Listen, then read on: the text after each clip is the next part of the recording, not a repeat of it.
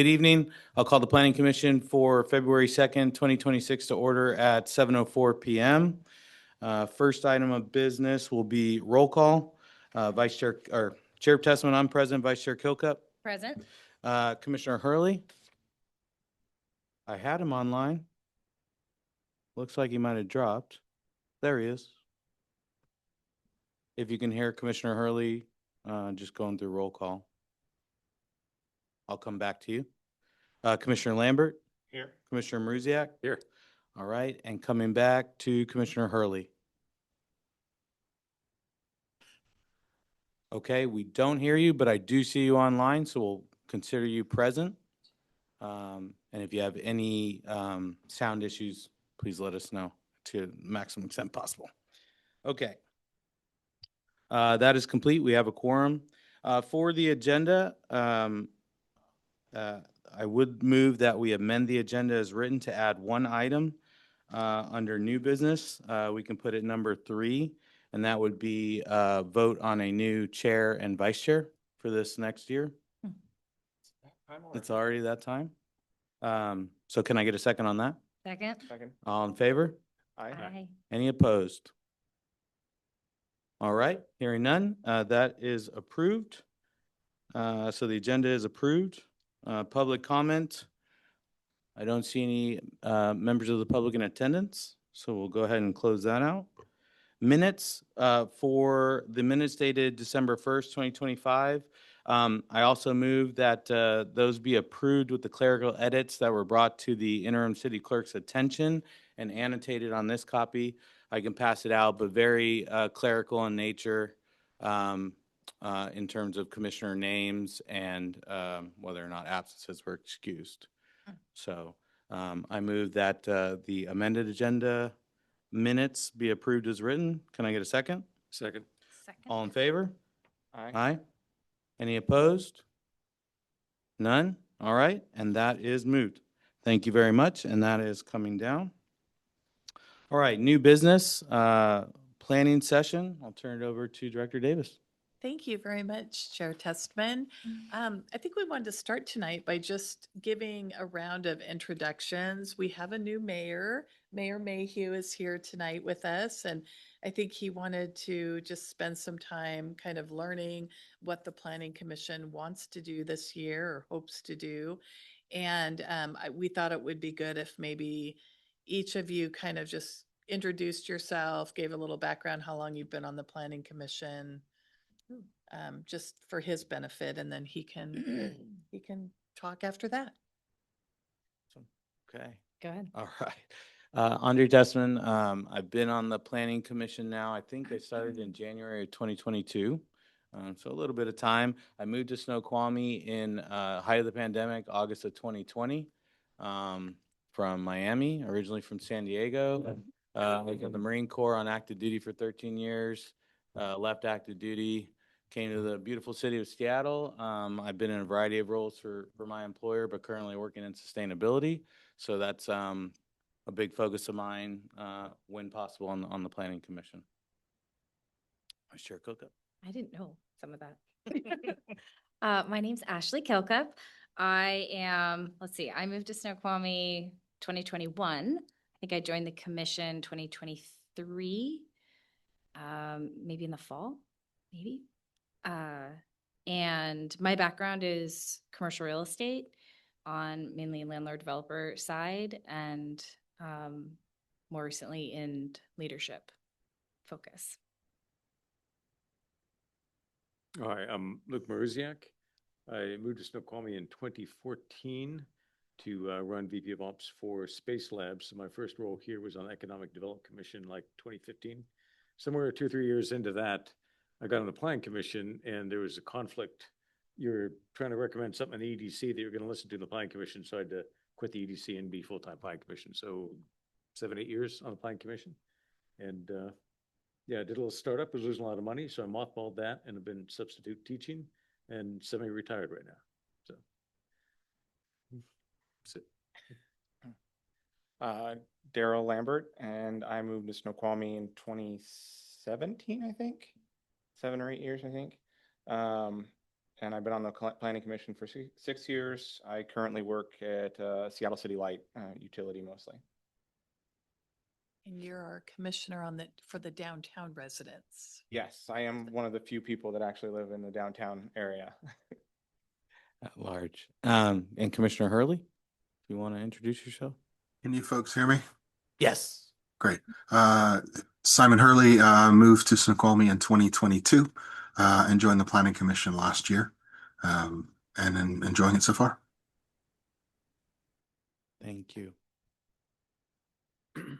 So, first off, I just want to lead with thank you. Planning Commission service is one of the most influential things you can do in the community, as you know.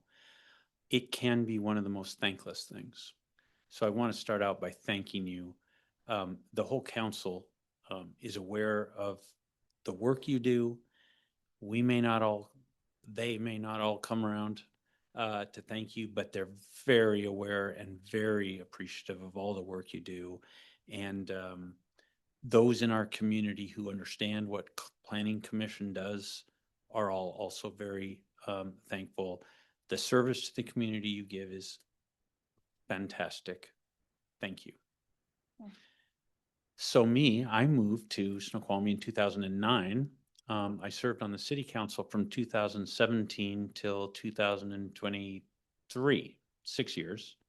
I finished out 2 years of the seat of someone who resigned midterm and then was elected to fill another 4 years. So now I get to be 4 years as the mayor. So that's, adding up some years. But I'm really excited about this new role. And there's a lot of things that will come your way this year that you don't know about right now, that none of us know about, because that's part of what Planning Commission is. But was hoping to talk tonight a bit about some of the things that you might like to see happen on Planning Commission, things that we can know about right now and that you can choose to spend time on. So hoping to hear from you, because so often some of the things you do are things you just have to do because you signed up.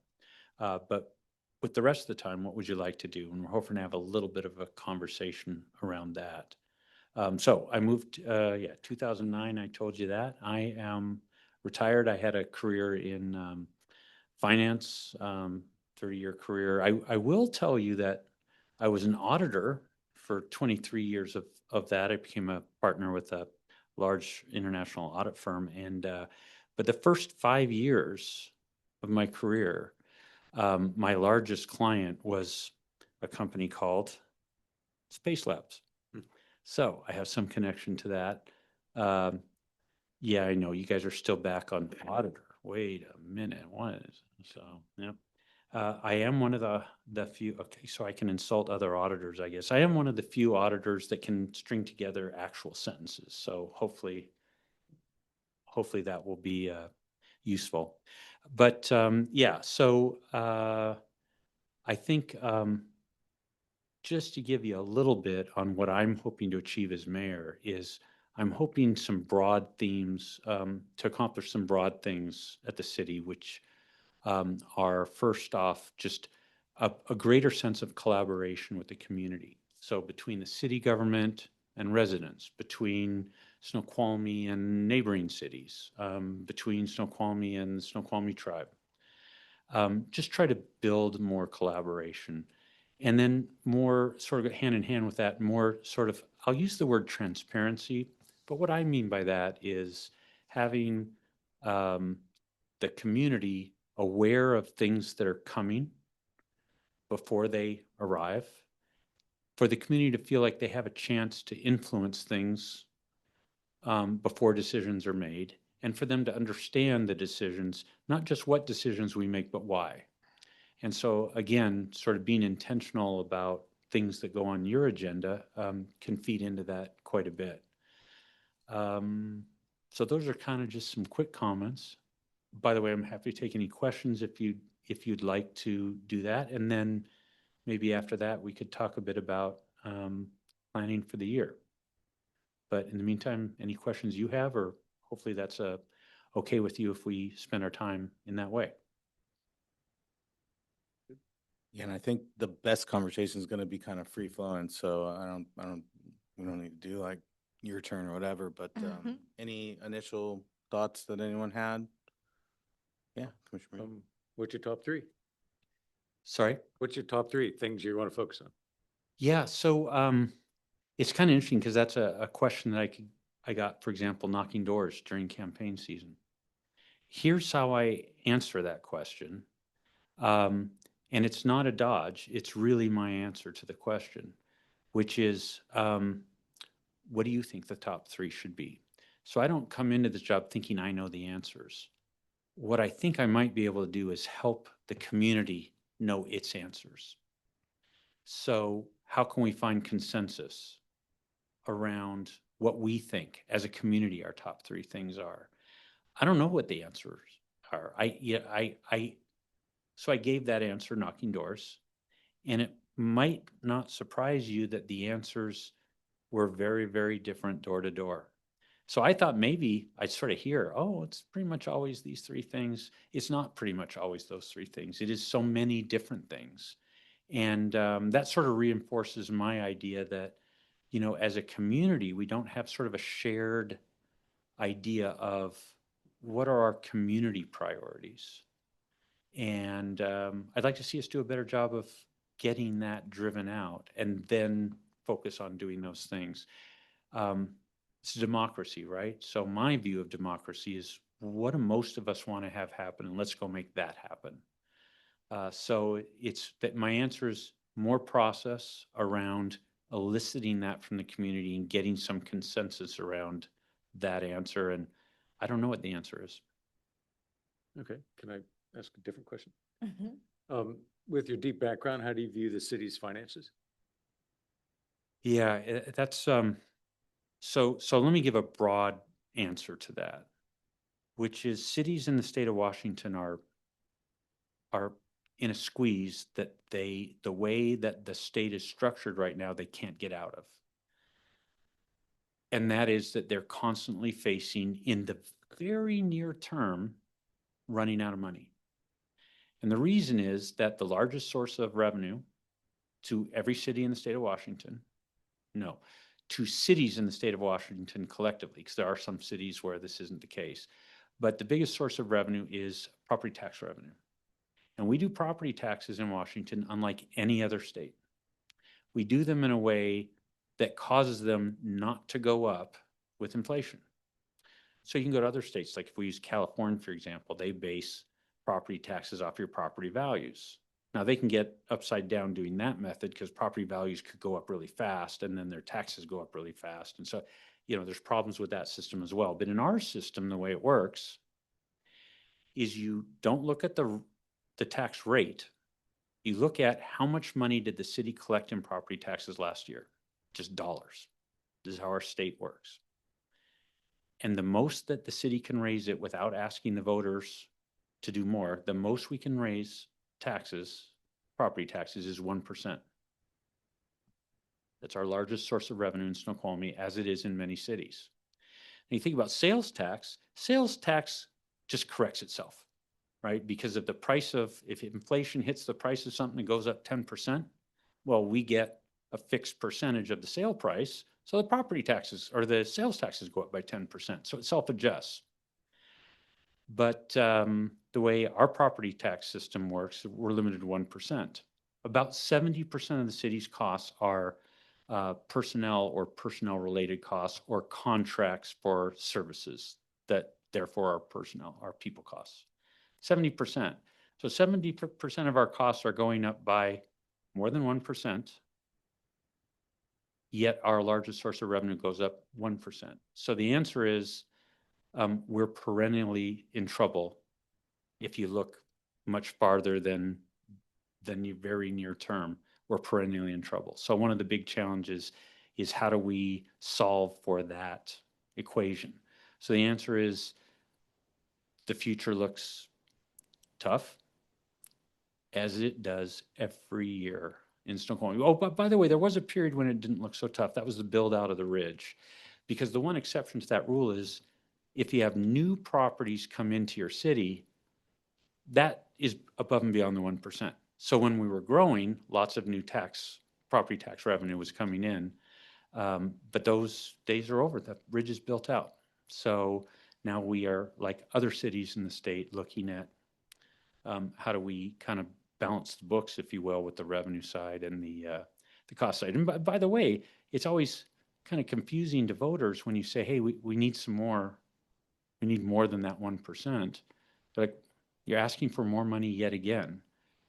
Yet, depending on what you're asking for, you may only be asking to hold even with inflation. But that's a tough thing to explain. So, yeah, the answer is the finances look tough, as they always do for cities in Washington State, until something happens to fix that that tax system and make it not be sort of broken, perennially broken. I use the word broken. I shouldn't say that. Perennially forcing you to go back and talk to your voters. I'm good. Can I ask a follow-up? Is the only revenue source from the property tax, or are there other areas where the city can bring money in? Absolutely, a whole bunch. It's just our largest source, Yeah. but it's less than 50% of the total. It is our largest source, though. Yeah, we get a lot. We do get a lot from sales tax. By the way, if you're Issaquah, you get your largest revenue source is sales tax, which self-adjusts, as I kind of described. But then you're Issaquah. And I think folks in Snoqualmie generally are here because they chose to be here. So by code, we do not allow big box retailers. By code, we do not allow drive-throughs. By code, we don't allow a lot of the things that generate lots of sales tax.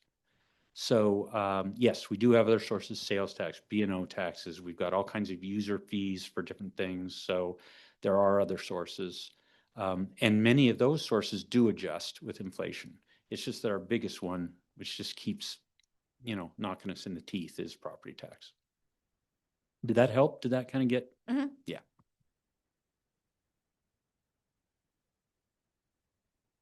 But by the way, I've tried to explain, hopefully that made sense how I explained our property tax, because I try to explain that to folks all the time, and that glazed look comes into their eyes, right? And I'm like, wow, and I've tried different ways to explain it. I think it is just a confusing thing to sort of take aboard. Wait, you do what? Partly because none of us think that's the way it works. So you're hearing something like, that's not what I thought. But nonetheless, it is. Maybe going back to your comment on, many of us chose Snoqualmie for specific reasons. I think maybe you got feedback on the campaign trail or otherwise, but curious as to your thoughts about how residents feel about the state of business in Snoqualmie. And I know, the reality is there are kind of two different business environments. There's Center and then, Railroad Avenue. And I mean, I think it's fair to say Center is in a tough spot right now. Bartels, Infusion, Swirl. I mean, Andre's Starbucks, Andre's Dry Cleaning. So I'm just curious, obviously sales tax is a lever we really would like to improve. But maybe was there any sort of fairly consistent feedback on what improvement would look like to the community, given, we're likely not going to change the code to encourage businesses that we know might be beneficial there. And I think it's an outstanding question. I very much tried to get at that because I have some fairly strong views about our business community and where they're at and what support they need. And I'm hoping that the city can seek to give. But my sense of it, honestly, is that, not that I wouldn't be honest, but my sense of it is most of our community is unaware of the status of our business community, why they're succeeding or failing, to what degree they're succeeding or failing, what the issues are. We talk about, when we think about retail, or especially restaurants, but we talk about generally retail, and we use a term called leakage. I don't know if you're all familiar with that. This is this notion that the money spent by our residents, as much of that as we can, we would like to see spent in our community. And when it's spent somewhere else, we call that leakage. So we've done leakage studies, not recently, but in the not too distant past, and we have a lot of leakage. And you're right. Right now, if you want to go to a dry cleaner, you can't do that in Snoqualmie. You have to go outside of Snoqualmie. So that's leakage. The issue is, how do we sort of try and close that leakage down? It's one of the issues. How do we attract tourists, right? Help with the off season, or the shoulder season, slow season, if you will. There's just, I won't go on and on, but there's a lot of issues our businesses face. But to answer your question, I don't think most of our residents are aware of any of that. So one of the things we can do as a city is try to help residents become more aware of that and more aware of what they can do to help. You know, we all see the campaigns, you know, shop local, right? And we try to do that. But can we make that be more personal, more specific to our city, and really help people really not just theoretically buy into it, but buy into it in Snoqualmie? So hopefully we can do some things like that. But yeah, I think, you know, most of our retail business owners don't live in Snoqualmie. So, but having said that, I don't know that that would make such a difference in the voting profile. I think it's more of the question that you asked, which is, are residents aware of how our business community is doing? And particularly when I talk about our retail community, my sense is they do not know. By the way, you know, we've got many of our businesses that do a great job of, first off, running their business, secondly, advertising themselves, but they're advertising one business. What can we do as a city to help businesses more broadly? You mentioned some of our business districts, right? Are there ways that we as a city can help bring folks to those centers in ways that individual businesses perhaps cannot do? So yeah, there's a whole bunch I'm hoping we can do, but longer answer than perhaps you were looking for. But to your question, I think that the community is, my sense is, largely unaware of how our business community is doing.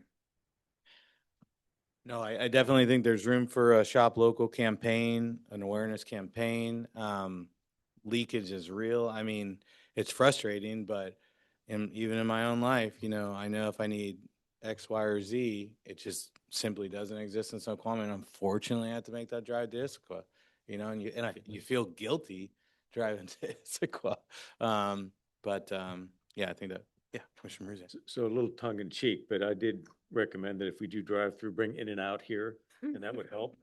And I thought we could convert the Bartels to Trader Joe's, and that would help as well. I'm just putting it. I've heard the Trader Joe's. I've heard the Trader Joe's. But I will say, not to focus on Facebook, but there was a Facebook conversation recently about, and some of the business owners in Snoqualmie weighed in and just talked about, you know, just fixed expenses. And so I don't know, this is my ignorance, but I'm just curious how consolidated, for example, the ownership of the commercial properties is in Snoqualmie, if that's some sort of factor, or what, or how different Snoqualmie is, if it's different at all from North Bend and Issaquah when it comes to lease rates. I don't know. Well, I don't want to go too far on this, and I don't want to use up your time to talk about sort of planning topics, but I will say the leasing rates in different parts of our city are very different. And part of that perhaps depends on the buildings themselves and their age and the size of the units, all kinds of things like that. Perhaps to some degree also depends on their ownership. We don't have an enormously concentrated ownership, but we do have ownership of different properties, and those owners come with different expectations for what they'll get, and that results in different rent levels that can be quite different across the city, that can be quite different from nearby Falls City or North Bend. You know, but it can be very hard to compare those communities. You know, how do we fairly compare a business in Fall City with a business on Center Street, for example? It's not exactly the same. How's it different, and so on. But yeah, that does vary quite a bit, and that impacts businesses. Yeah. By the way, perhaps we could, I don't know, city attorney, perhaps we could pass a zoning law, zoning a property of our choosing to be a Trader Joe's. Specifically. Yeah, specific. We just pick one and zone it. Code T, TJ. J and an arrow. Needless to say, from the city attorney's reaction, that's not an option we have. But yeah, no, it's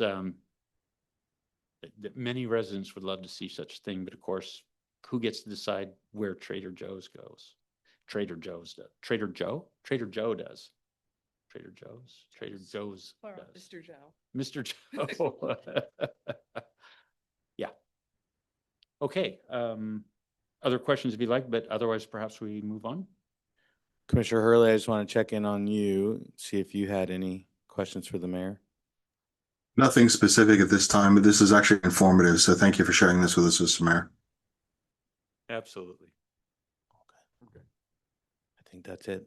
By the way, if I could just say, as you go through your work this year, I won't be at all your meetings. I'll probably be at some of them, but if you would like, so first off, you have a council liaison. Where's that guy? There he is. He'll try to be, as you know, council liaison tries to convey questions you might have back to council and, you know, thoughts from council back to you. But if you would like to hear from me, if you have questions for me, please send them through. If you'd like to have me come drop in and chat with you a bit on any topic, please let me know. I want to support you in what you're doing. You guys are, again, just doing fantastic work, and I want to support in every way I can what you're doing to make your job as easy as possible. Thank you so much, Mayor. Do we want to talk a little bit about how we go forward this year with the work plan and staffing around that? So I think she meant that as a question, no, as an instruction, not a question. So I think what she's hoping is that we might be able to have you all talk a bit about things you'd like to see on the agenda for Planning Commission and see if we can sort of build out a work plan, if you will. Did I get that right? Partially. We have things that we have to get done this year. Oh, yeah, that. So. Maybe you could that tell will us a bit be- about those? So and then we could build on that? Yes, we'll have to do a comp plan amendment where we're going in and we're updating our zoning map this year. That's a directive from PSRC to get full certification of our comp plan.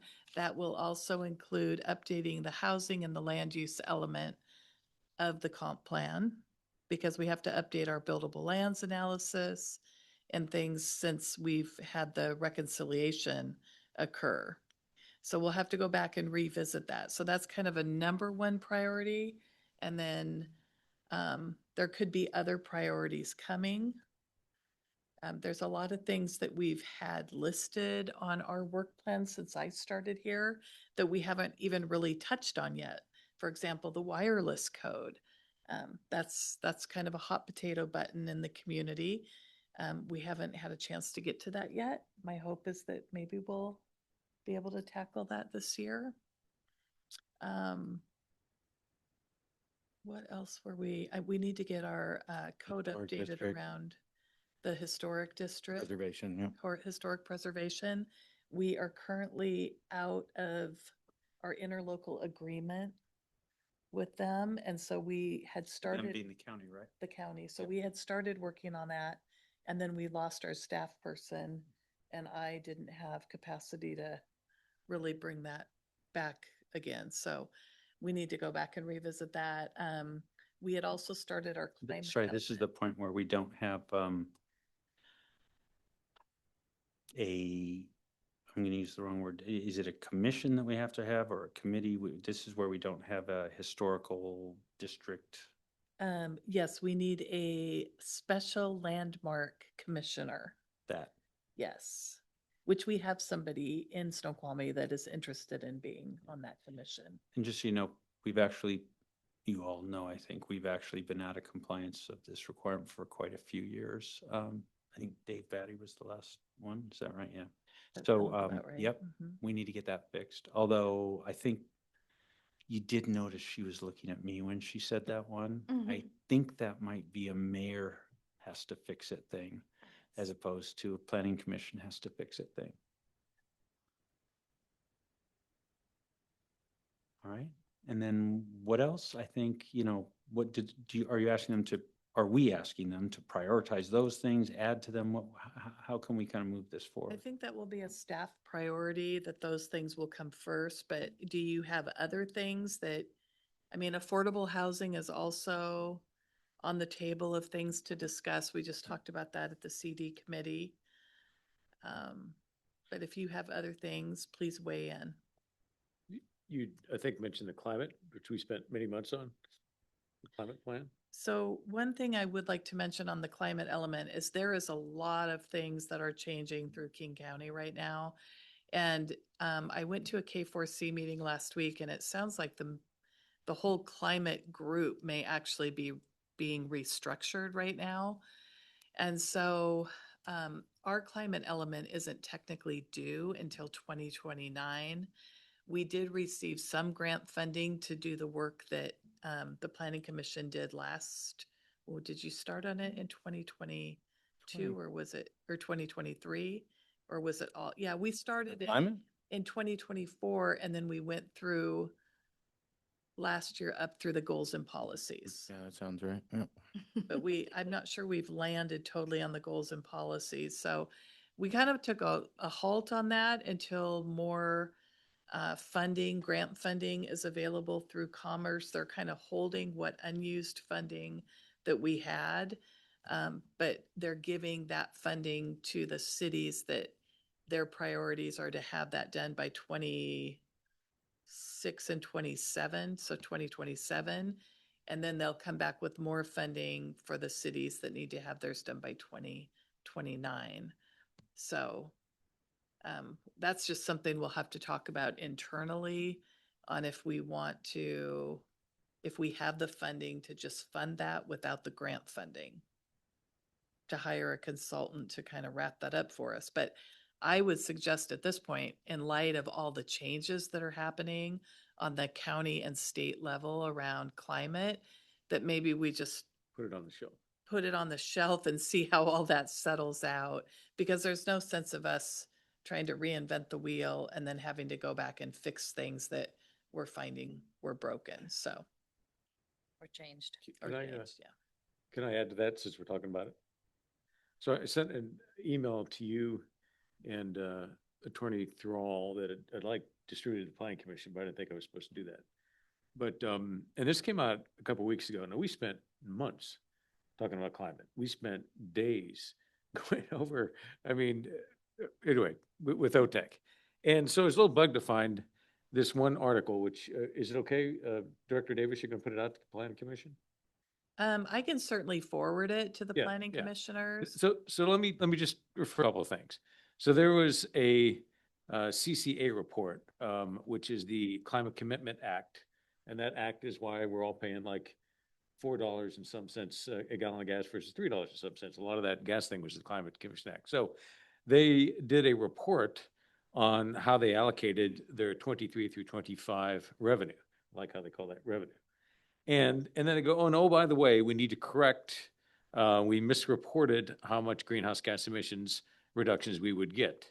We originally said it was 7.5 million metric tons, but really the actual number is 78,000. Now, let me just put that in perspective. Just bear with me a little bit because we spent months on this. If you took this whole city hall and think of it as a sphere full of 78,000 metric tons, say, boy, that's a good job. 7.5 metric tons would be 96 of those. All right. The error wasn't a little bit off. It was 96 times off. I don't know how an error is that big on something like this. So after spending 1.5 billion, say, here's how we spent it. And oh, by the way, here's a correction. And this is in several articles. I was just flabbergasted by it. At any rate, So, yeah, I would think the state would do some restructuring after that. And I do think, from our perspective as a little city, yeah, put it on the shelf. And just one more final comment about this, which I was bringing up to OTEC and what. When I got here in 2014, I don't remember air quality being so bad every September. But for whatever reason, the last few years, it's always been bad. And I remember last year, there was a 7-week fire. So I asked co-pilot, just before coming to the meeting, just out of curiosity, how much Washington reported were the CO2 emissions from fires? And it said, well, Washington didn't report them, but I can take a shot at it from amount of square acres burned, how long it burned. I go take a shot at it. Okay, so I'm trying to get the source, so I'm not sure. So it gave me a wide range of, I think it was 3.8 million metric tons to 8.2 million metric tons, and said, I'll take the middle and say it was about 6.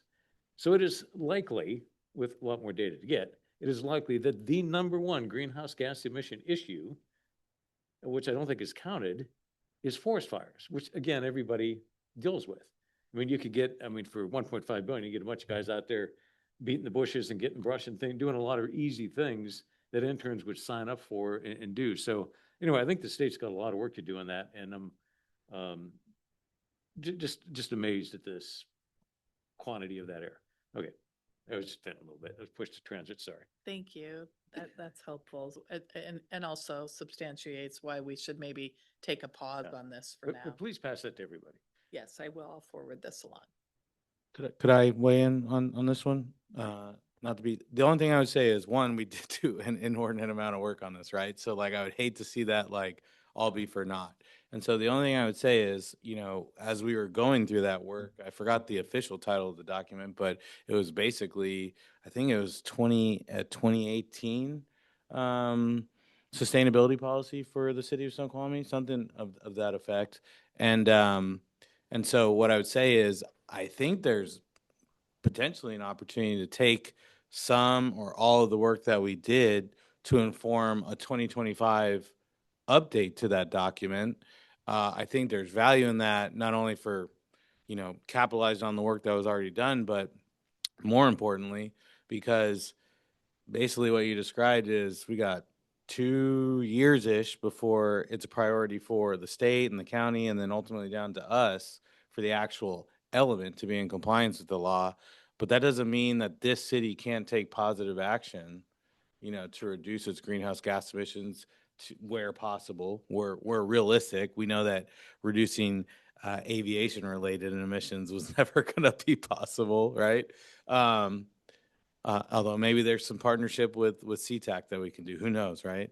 But anyway, my point is, maybe we don't just completely throw that in the file 13. Mhm. I think maybe there's an opportunity to actually use it for some good. Well, the part we got stuck on, just to add, was they wanted us to make a commitment of how much we would reduce as a city. And when they said 7.5 million, no, it's really 78,000, they're 96 times off. I think that's Egregious. It's kind of scary what we could have signed up to there to this state. So Well- that's the part. The general stuff, I agree. We ought to put a bow on that stuff. And we did. But I quantify a goal. I think it's fair to say, like, no one here felt good about the greenhouse gas inventory that was presented. Mhm. Yeah. Well, and I think most of the work that we did focused more on the priorities that we wanted to set. Yeah. And in which order, so that's not lost. Agreed. I mean, maybe there's a possibility we can take the data and the work that's already been done and incorporate some of that Directionally, it into helps. a climate element as a comprehensive plan update, just knowing that it's kind of in draft form that would further be expanded upon in 2028 or 2029. Yeah, I mean, and like for a hard example, I think there's stuff that should inform in the near term, like the HVAC issue for schools, going back to the fires or whatever. Obviously, in the summer, they're not in school, but the schools are used by the YMCA. The YMCA itself, has HVAC or whatever with lots of people. And then kids are in school at the end of August. And we're at the point where we're dealing with smoke in September and even sometimes going into October now. So my point is, what's something that could come out of the work that was done in that? hey, we need to look at maybe higher HVAC standards in the Snoqualmie Valley School District and in public buildings, based off of what seems to be now a perennial wildfire, health risk. I think the state should work to reduce the perennial wildfire Yeah, totally. duration. They let a fire burn 7 weeks because it was I mean, in an area that didn't hurt anything, and it was pouring CO2. We could have saved CO2 for 10 years and not overcome that. Anyway. yeah, I mean, I saw reporting that said that the wildfires last year in Canada wiped out their greenhouse gas reductions at the national level, Yeah. right? So, So this might be a better discussion when we get Into it. further along into the climate, but yeah, just keep holding those thoughts. Mhm. So, do you have any other comments, Mayor? No, Okay. do they have any other? Do you have any items? other suggestions or things that you're hearing in the community that are important? the only other one I think we might have missed, unless it was tied into one of the ones you already mentioned, Director Davis, was uh, updating the zoning on the ridge. Yes, that's part of the zoning map. Okay, sorry. I missed Amendment. that. Then I'm good on my end.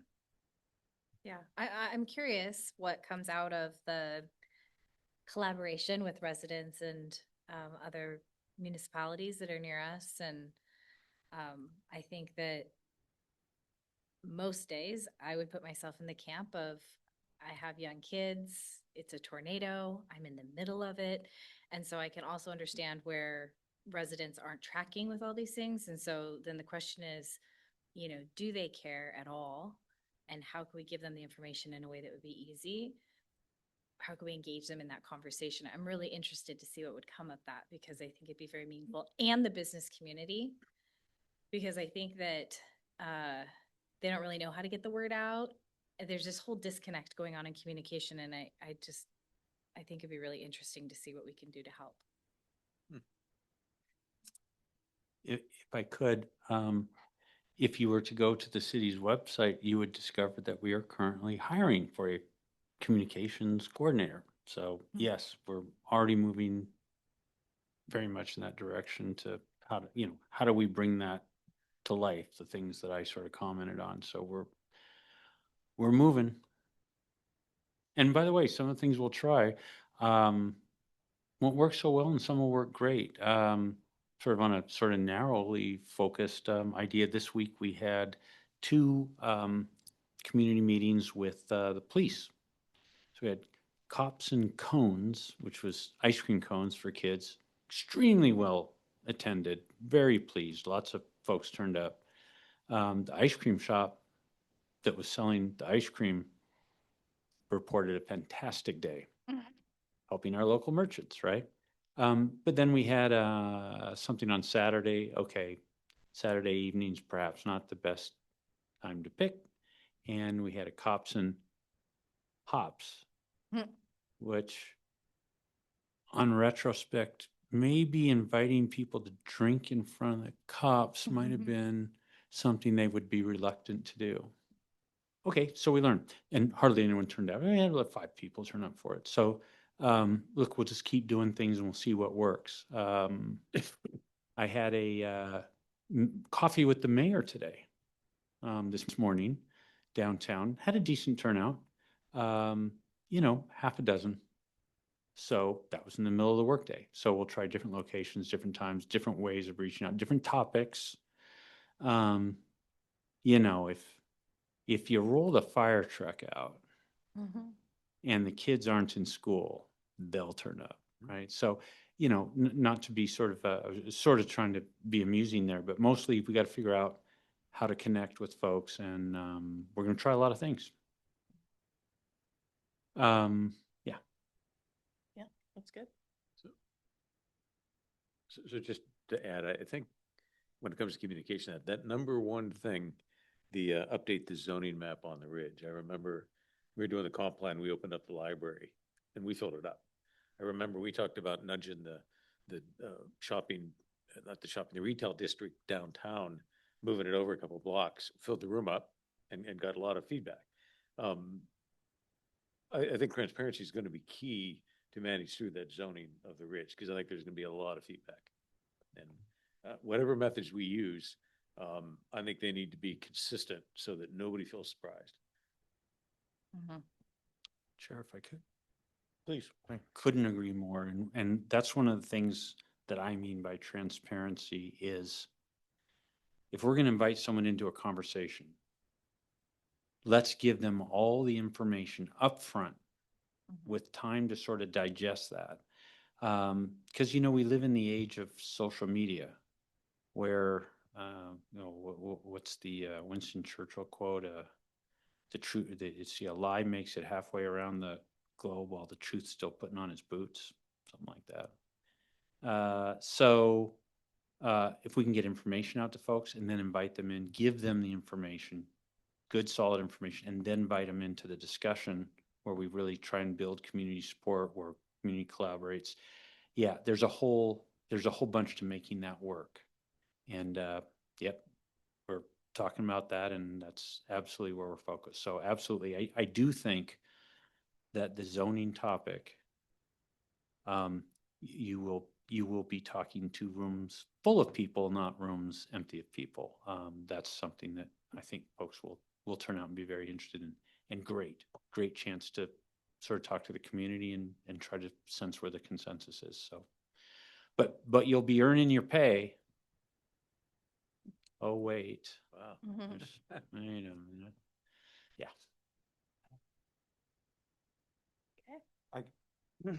Sorry, I guess the wireless one is really a big one to me because I would love to have cell service in this building because my house is like a block away and I also don't have it there.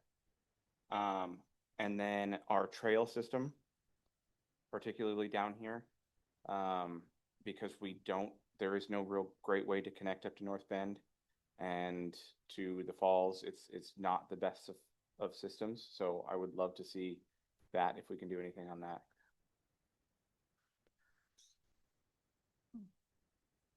I'm not sure that the trail system would go through the planning commission. It Okay. would probably be more in Parks and Public Works.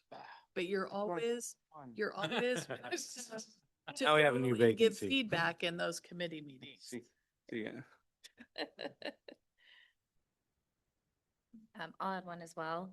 The affordability and MFTE right now, our map is really narrow and it's basically Snoqualmie's undevelopable in the eyes of a developer. And so just looking at how do we want to incentivize, especially given your point on property tax, and we do need growth, but we want it to be controlled. So right now, the way it's written, it just makes it not an option, but I think it would be good for the community to be growing in that way. So looking at how we could do that and also creating more affordability since we're supposed to, but also just so that we have a better fabric of our community. That's actually a question. Years ago, I know the mayor will remember there was talk of Snoqualmie Hills West, which there's a lot of reasons that didn't happen, but is there an opportunity for a sizable development? I mean, is there nothing we can do, or is there something we actually could do along the scale of what we talked about years ago? So the way the Growth Management Act works in Washington is areas get designated as urban growth areas. And outside of those areas, you basically cannot grow because the zoning is not allowed to allow a density that would allow any kind of housing development, keeps it very rural. Snoqualmie is surrounded by one of the largest unincorporated UGAs in the county now. So we're surrounded by a lot of land that is designated to become part of the city, this urban growth area, and that's the area. It's broadly called Snoqualmie Hills, and then the proposal that you're referring to was for a section of that, the west section of that, to be developed. I can't remember the number of units. I want to say it was towards 1,000 units, but under, and it was proposed to be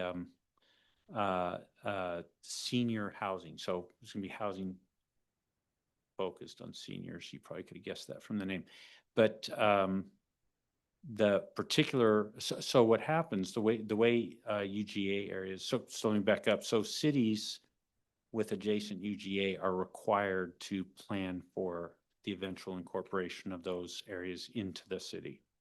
So we have to think about things like trying to develop water capacity and, when we plan streets and so on. So there's a lot we have to do to try and make it eventually uh, um, possible to annexable, that's the word I was looking for, into the city. So we're surrounded by a lot of that area, and the Snoqualmie Hills area continues to be that, be something. Now, different parts of Snoqualmie Hills are more easily developed than others. Some of it are very hilly and, we've got areas that have um, water's not the word I'm looking for, wetlands. So there's a lot of issues. Some of those areas therefore are more expensive than others, but within that area, there's lots of land. So what happens is someone tries to put together a plan, and usually what will happen is a developer will do that, and they'll try and get the folks that own that land to agree, and there's rules around how all this works, but they agree to apply to sell to the or participate with a developer in a development, and then they all they apply to the city then to be annexed and to be zoned for the thing that they're trying to do. In that particular example, is before I was on the city council didn't like the proposal and they declined to annex them, and so that sort of fell apart. But that UGA is still there. It's still designated for growth, and under the Washington Growth Management Act, the intent is very much that area will eventually be incorporated into Snoqualmie and developed. So it's not undevelopable, as Vice Chair said. Well, What I'm saying is the rules that we have in place currently for the zoning or any incentives that are in place are disincentivize any developer from actually, and if that's the precedent that was set previously, they're not going to want to put a lot of Right. time and energy in to get denied. So you're saying we should maybe put that on a list? Maybe like So- pave the path of where we want them to go and actually open a little bit of the city up. Yeah. For development. yeah, developers to get to the point, well, anymore, the amount of money the developer spends of the total budget they'll spend on a development, the amount they have to spend before they can even get the first shovel in the ground is shockingly high as a percentage. And so that creates great uncertainty. And as you know, the one thing that business hates the most is uncertainty. Give them certainty, they'll figure out if they can make the numbers work. But uncertainty, just, so developers want to go where there is certainty. And so things like, can I even get this thing annexed? Because the amount of money they put in, remember, they had to go get a significant portion of the landowners to agree to participate in this project. So all that work, designing it, at least to the point where it was enough that they could bring forward to the city. It's an enormous amount of work that in the end was just lost to that developer. So yeah, the more we can create clear paths that a developer can rely on, the more that we move quickly as a city and they can rely on that, the more that we can take uncertainty out of their path, the more likely they are. Now, the great thing is if we do that with our residents so that our residents are along for the ride too, so that they know what we're sort of speaking to the world. This is what we would welcome. This is the kind of development that we would support and, be open to, and our communities with us. That's a tall order. It's one that's actually on my list to try and do. But moving in that direction will help a lot. We also have, as you all know, we have annexed in a whole part of the city referred to generally as the mill site. And there's a development agreement with a developer to build there. And there's a whole plan a whole development agreement that specifies what they'll build, how much will be affordable, and at what levels of affordability. And that's actually been approved through city council and to the planning commission, then through city council. And so that agreement's in place, and they have, I can't remember, there's a time period they have to do that development. And We talk to them all the time about how it's going. You know, unfortunately, after we agreed to all of that, this goofy COVID thing happened. And everybody's plans everywhere for development kind of ground to a halt. So, you know, that's, you know, we're waiting for that to pick up and trying to be encouraging in that regard. It's something we've already agreed that they can do. So now we'd like to see it happen. But yeah, so those are two big areas of potential development. Well, I agree that whatever we can do to grease the skids, as Vice Chair Kilcup said, we should help. Yeah, I And think planning. it's really about us thinking about where would we want that to go and what are we trying to target? And then how do we make that easier for them or give them some kind of assurances? Because I just don't think that that thought exercise has happened yet or for a while. And currently the only MFT that we offer is the mill. Like, that's the only approved Yeah, site. in fact, for the mill site, we didn't offer that at all. Right.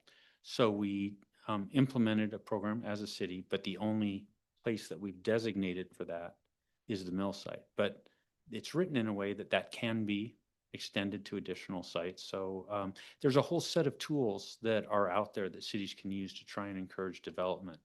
Some of them we've implemented, some of them we haven't. So that's one of the things that is on council's mind to look at as well. How can we kind of yeah, I think the way you were saying it is how can we give greater certainty to potential developers about what this city would welcome and how we would help make that happen? And have we made sure our residents, or at least a majority of them, are with us in that? Right. Yeah, the way I see, like for myself, because that's my background. And so I know a lot of the ways that developers also like kind of bulldoze towns. And so it's twofold and it's reasonable to have apprehension. And it's still the path that like you can't stop growth. So we really want to cultivate it. So that's where I would really like to be helping, is to protect Snoqualmie as we know it, as well as allow growth. Easy to say, Mhm. takes work to do. Absolutely. But I couldn't agree with you more. With the zoning map exercise, we'll also be having to go in and do a lot of new development code updates. So that there will be an opportunity to do that.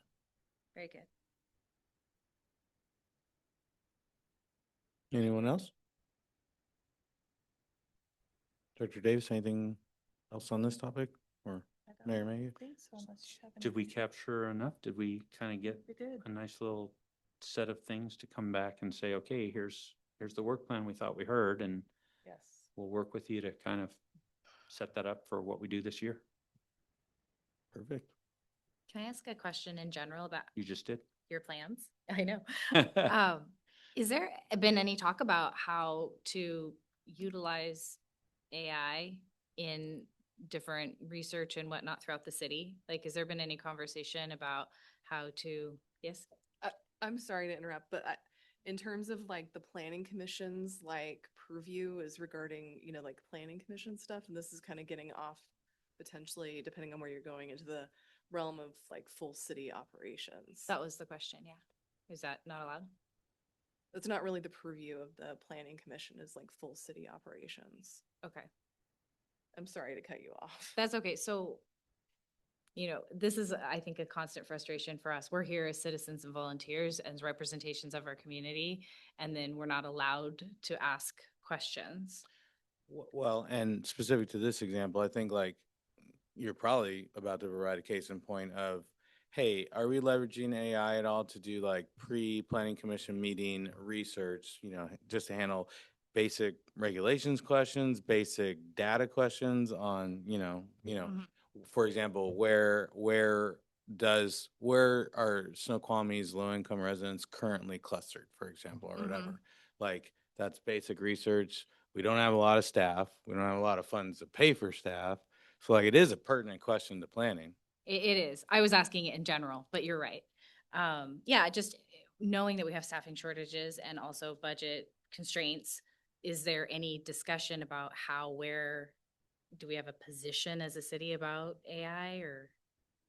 We just had an AI policy that was distributed recently. That has not been adopted. Oh, it has not been adopted yet, sorry. Okay. Yes, I think it's in the draft form. I haven't seen it, but it's in the draft form. It's okay. You can say no comment. You want me? I don't know. You don't want them to, they're both looking at you on whether they can respond now because you interjected. I haven't, Mayor Mayhew's lovely, but I haven't yet figured out how to read his baseball signals to me yet. So, But you heard it all. I'm lovely. You heard it, right, right? it's on the it's on YouTube for forever, sir. No, so my job as the attorney is to, sometimes try to just make sure we stay in the purview of what the planning commission is supposed to do. So, in terms of AI. Will there I- be a policy or you don't know? I think this is getting off the topic of the purview of the planning commission. That's what I think. Okay.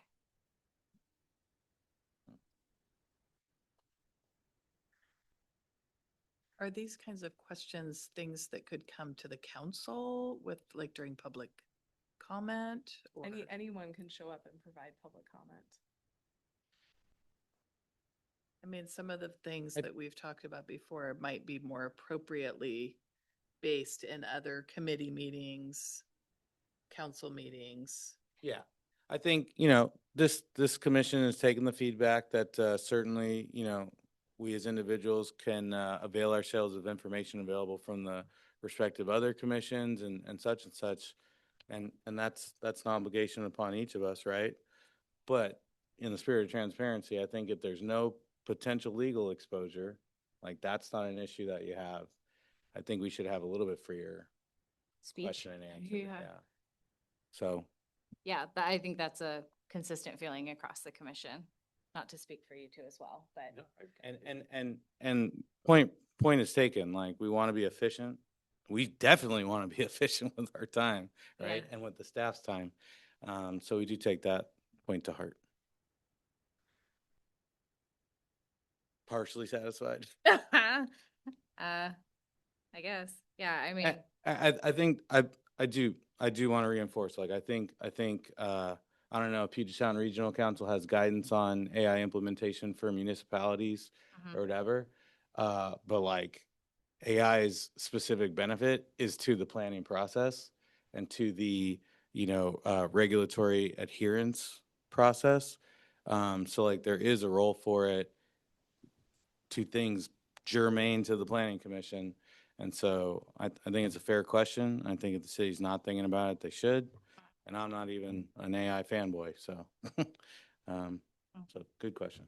It's just an opportunity for optimization Yeah. that With limited resources. right. So if I could, Please, Mayor Mayhew. so,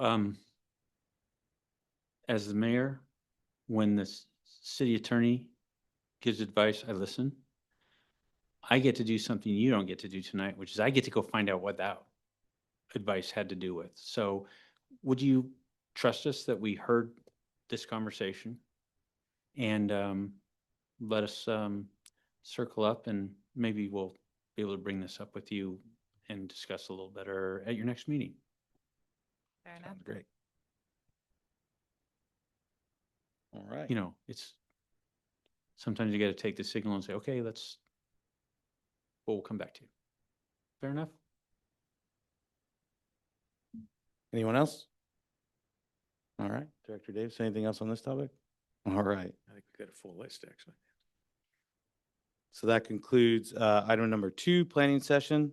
Moving on to item number 3 of the modified agenda, election of chair and vice chair.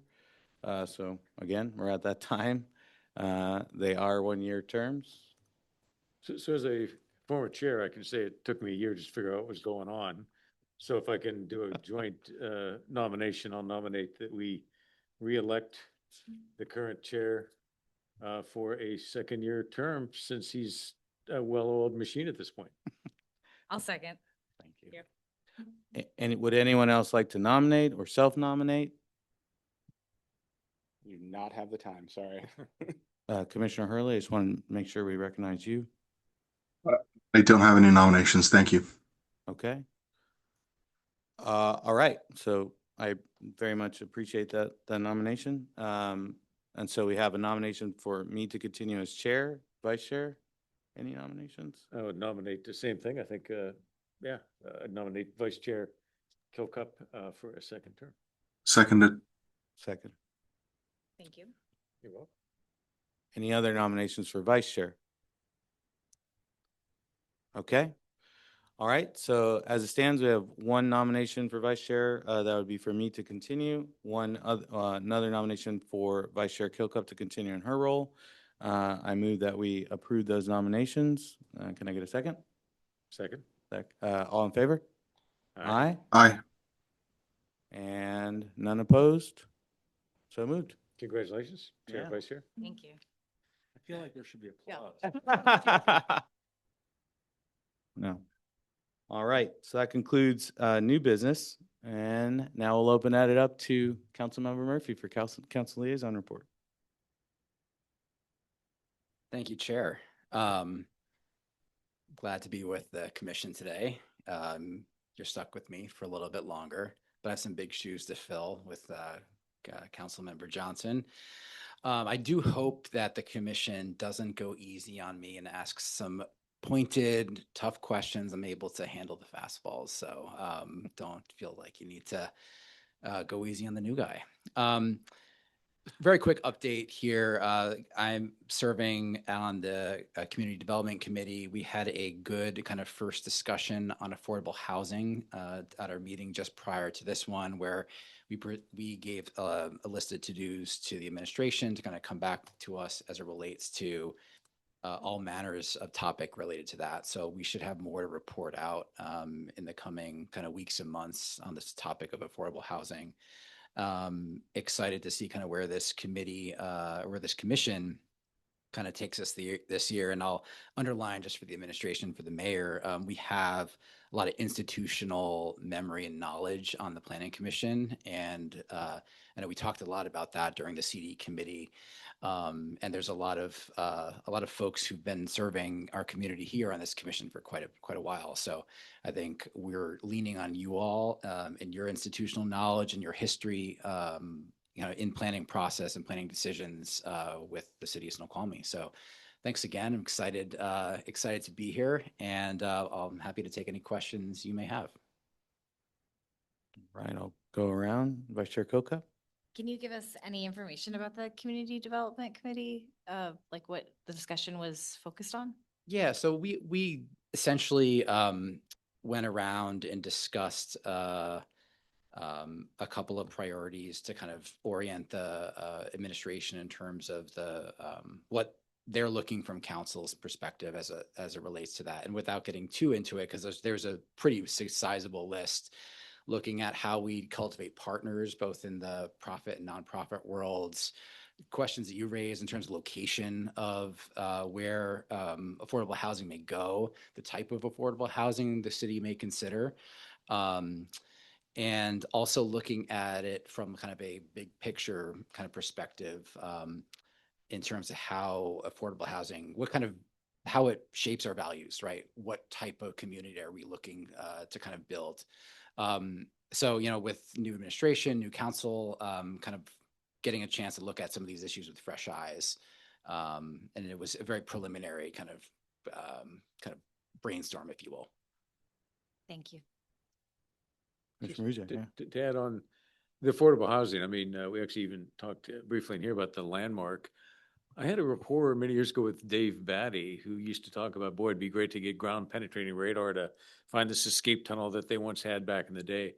And he ultimately, there were a lot of factors why he left Snoqualmie, went to Buckley, and why we're looking for landmarks guy, but affordability was one of them. And he's like one of the last people a city like Snoqualmie should lose. It'd be interesting to find out how much of an impact to his decision, because I understand that was a big contributing factor to why he left. And if we lose somebody like that, we just ought to figure that out, how to keep some of the core of Snoqualmie residents, long-term Snoqualmie residents here. Understood. Noted. Commissioner Lambert? Other? Commissioner Hurley? Any questions for Councilmember Murphy? None, thank you. Thank you. None for me. We're happy. Oh, Commissioner Muzia. So what's it like being across the deal? Being on the hot seat. Yeah. I'm really fortunate to be here, and I was really glad to work with all of you on the Planning Commission. That we as we had were able to do a lot of great work, and I'm glad to be able to continue that going forward. Kind of my role on Community Development Commission will give me kind of a good sense as to where things start here and then go there. So appreciate that, and look forward to working with all of you. Same. Likewise. Thank you. All right. Thanks, Councilmember Murphy for the council liaison report. Moving on now to Director Davis for the department report. Thank you, Chair Testman. I don't have a lot tonight. The discussion tonight was really helpful to know how to create a 2026 work plan going forward. I did want to mention that the next Planning Commission meeting would normally fall on the 16th, which is a holiday. So we would bump our meeting to Tuesday, the 17th. I also know that that's spring break that week.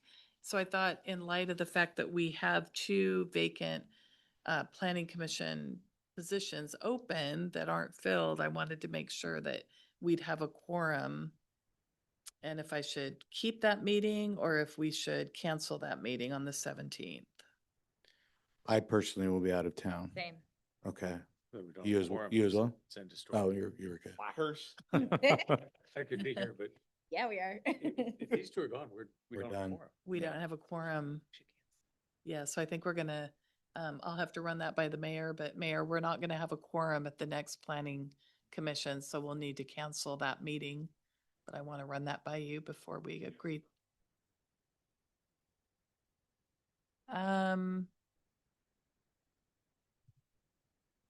Well, that whole week is out for spring break or for winter break, midwinter break. So, I mean, if we had an alternate date the week after, that would mean we'd turn around and have our regular planning commission the week after that. I don't know if I'm you're here if you up wanna for do it that. way. It would be a special meeting the week after our regular meeting. Or next week. I don't know if there's enough time, but I don't think there's enough time to get packet materials ready, so we would have to have packet materials ready for the next meeting on Thursday at noon. Our new And- deadline's is or- Tuesday at close of business to the city clerk. Oh, yeah, there's definitely not time. But Okay. if you'd like to do a special meeting the following week, I don't think so. I think I'd love to see what you put together in terms of a game plan for the year and give you more work time and less processing paperwork to meet time. Okay. I'll be gone that following week too, so I'd be Oh, okay. remote at best. okay. Yeah. So we'll just resume at our first March meeting. Yes, I didn't bring boy, my that's crazy. calendar. it's wild. Okay. So that would be like the 2nd of March. Okay. Yeah, Monday, March 2nd. Yeah. yeah, March 2nd. Can I ask a follow-up question based on the quorum issue? What is the process for other commissioners joining? Do we just put them in contact with you if we know someone who might be interested? There is an application on the website, so they can go into the website and apply to be a commissioner, and then that would be appointed by the mayor. Okay. I don't know if we have any pending applications, so that might be something we need to talk about, because I don't know if anybody We do have two has applied. spots, right? We have two vacant positions. Mhm. So if you know of anybody that's interested, please work to recruit them. Is there a signing bonus? Wouldn't that Double be your nice? salary. We doubled the pay in the first month. We Uh, actually recruited Commissioner Hurley because he came to the climate open house that we had. Ah, that's right. And he was so engaging that I said, "Oh, have you ever thought about being on the planning commission?" And okay. here he is. Here he is. So, Is there something that we could potentially do for this year to try and see if we can find some more good candidates?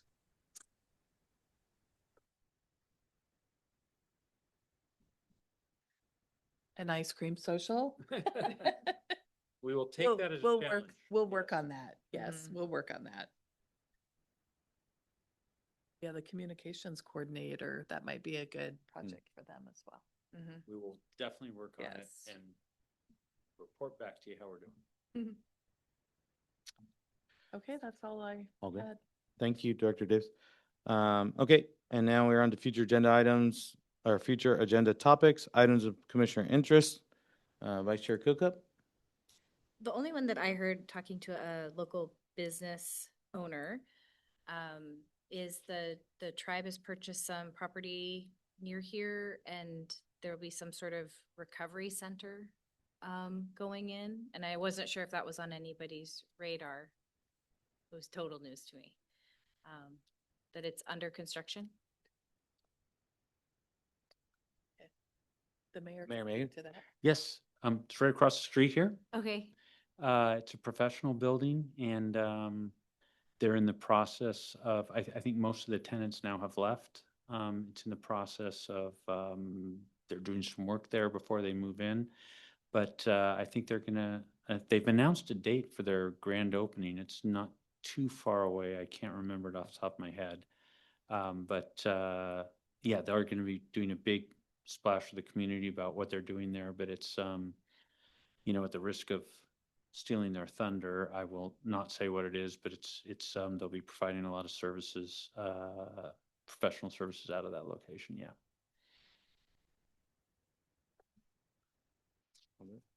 Sure. Any other questions? Hmm. No? Commissioner Muzia? I'm good for now. Commissioner Lambert? Yeah, two. One is, any ideas on getting the potholes fixed over on Newton?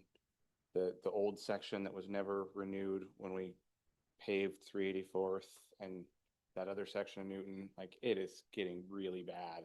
So this would be a discussion that should be addressed to the Parks and Public Works Committee. So you can reach out directly to Public Works and ask them to fill those, or to work on that.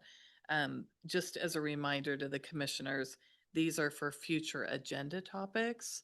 So if potholes is important, I would show up at the Parks and Public Works and make a public comment to that effect. Okay. Thank you. Mhm. Commissioner Hurley? The two things I had to bring up have already been discussed. Thank you. All right, thank you. Nothing for me, thank you. All right, that concludes the items on the modified agenda. I move that we conclude the planning commission meeting for February 2nd at 8:21. Can I get a second? Second. All in favor? Aye. Aye. All right, and that is unanimous, so have a good night. Thank you. Thank you. Thank you Thanks. all.